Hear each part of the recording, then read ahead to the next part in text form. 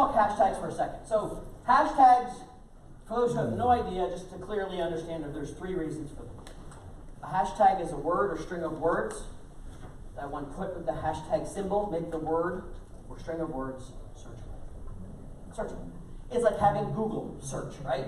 So if I hashtag a word, like hashtag real estate, anything I use the hashtag real estate in, and someone's searching for real estate, that post will be in that search. Simple enough. The other thing it's used for, though, is to build your audience for search, and it's also a way to tell your story through it using hashtags. So there's like 3 different ways to use the hashtag. This wasn't something I made up. I think there's probably a simpler way to do it, but that's how it was created. So hashtags are pretty relevant, especially if you want to grow your audience or target certain people. So let's go there a second. If I use the hashtag real estate, and I'm selling a property in Florida, hashtag real estate sounds cool. There's probably a lot of people that use it, but then does that make it better? It's very wide. It's very broad. Like, I don't want people like, maybe I do, that people in China are searching for real estate. Is that going to help my property in Miami? Maybe it will if that's the audience, but it seems broad. Versus using hashtag real estate Miami starts to give me a little bit more of search depth, right? Think about like how I'd search in Google. I could even go to the next extreme, hashtag real estate Miami condos, hashtag real estate Miami waterfronts, right? The other thing I want you to think about is not so much the words that are relevant just to the location. Who's the person I want? Like if I said to you, I have a condo waterfront with a boat slip in Miami. Who's my typical buyer for that? What's the dream buyer for that? And you might say a yacht owner, maybe it's somebody from the Northeast, maybe it's someone in the financial district that's looking for a secondary. So where would I find them? So if I'm a multimillionaire sitting up in Manhattan, and I'm typically the type of buyer you want, where usually would you find me on Instagram? What am I looking at? What's the content I'm searching? Yachts, maybe golf courses, maybe weekend getaways. Think about where you get my attention as the buyer. We get so stuck on like the real estate Miami stuff. That's awesome. That's part of it. But who's your captive audience? Where do they spend their time? And I would say that like, all right, if I was going to go network, where would I go network with that kind of people to find that kind of buyer? I'd go find doctors. Hey, doctors, where are they going? They're hanging out at the golf course or the country club or the cigar shop, or they got some wine library.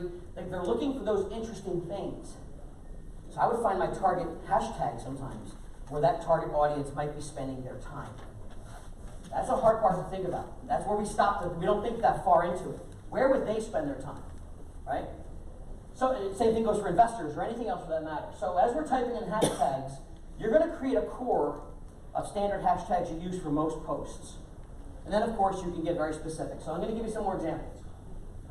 If I start typing in hashtag real estate in the post, it's going to start to show me how many people, it's going to start to populate, are using that hashtag.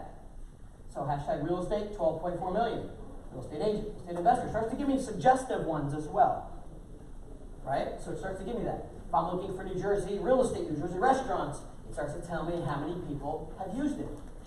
The larger ones doesn't mean it's better, but it's giving you a snapshot of where people are searching and where people are using those hashtags. Some of you never thought about, so it's a good place to get ideas. Now, let me make it simpler for you, for those that can hashtag. Like, this is overwhelming, I can't believe I'm talking about hashtags, right? Let's understand the story part, because it's also used to tell a story. The story part is this. When Dunkin' Donuts did this promotion a while back, and a lot of them, like Mercedes did the promotion, a whole bunch of people did the promotion. So when Dunkin' says, we're going to use the hashtag MyDunkin', and they're going to promote it across the platform. Anything you're spending time with your Dunkin' Donuts, hashtag it with MyDunkin'. What does Dunkin' want as the end game? What do they want? Audience. What else you said? Donuts and coffee from. They want what? Buyers. I heard, what was this one over here? Business. Buyer-generated business. Buyer-generated content. Buyer-generated content. So let's think about that for a second. If I'm using or drinking my coffee, I'm on the beach, I'm drinking my coffee at work, I'm in the car, and I'm listening to the tunes, and I'm tagging, they're building a storyboard. See, if you got a couple months worth of people using hashtag MyDunkin', and I go to search MyDunkin', what should I see? I should see people that have used the hashtag all in different locations in a storyboard of that search. Lifestyle, they have come up. Right. Content created, they didn't have to create. So it's people using the product. Now, don't get me wrong. It could be someone that's being rude about it too. It could be someone like squashing the Dunkin' cup going, I hate Dunkin'. Right? It could be. Could be. Let's be real. There's no one, you don't own the hashtag. They can make fun of themselves, like you Dunkin' haters, and like, that's chatter, even if That's right.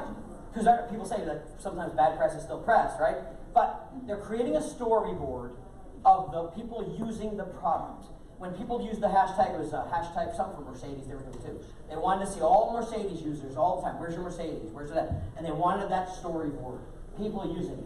Remember, people love a story. They love to see how people use the product. So let me give you this idea for a second. When I'm using hashtags, I'm going to skip ahead for 2 seconds. Give me a second. I want to share with you a strategy, and I'll go back to that one. A way I would use a unique hashtag for my storyboard, right? So I would find a hashtag. Remember, you don't own it. It's not mine. But I would say create a hashtag that's so unique that no one would ever even think of it. So if I used a hashtag, so let's say I was good for about 20 listings a year. Maybe I sold 18 of them, right? And every listing and every sale I hashtagged, besides all my other hashtags about the location and time, I hashtagged Jeff Lobb's sold homes. I made it up. I put that hashtag on everything I sold. Right? Jeff Lobb's sold homes. I can't even remember it that easy, right? So I do it just for me. Now, I love to win listings. That's what I love to do. Listings are the name of the game, and I know inventory is tight in a lot of markets right now. So, especially when you get on that appointment, I don't like to lose. So I would make sure that when I'm showing my customer and my client all of the ways we market homes, and you've got your own branding and your own proposition that you use in your offices, I would talk about how we leverage social marketing.